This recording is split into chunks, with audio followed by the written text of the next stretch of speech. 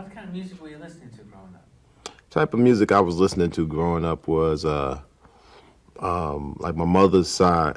You know, she played soul, Motown, everything from Roberta Flack, Stevie Wonder, Aretha Franklin, Gladys Knight. And my father, he was a big sports buff, but when he did play music, he played a lot of jazz.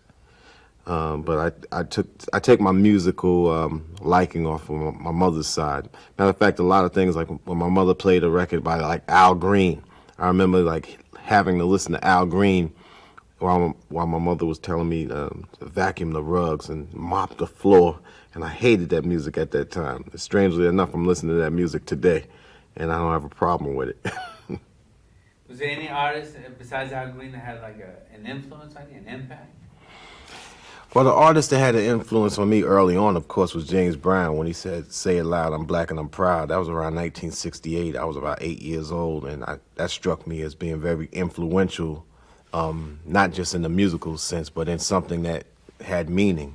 And also, later on, music by Curtis Mayfield and Marvin Gaye meant something because, and what it meant to my parents is something that seeped into them to trickle down to me. So later on, when I actually was checking out the songs word for word, I was turned on by the artistry of those particular artists. Finding out James Brown, was an entrepreneur as well as a fabulous musician, as well as a person that reshaped the history of soul music.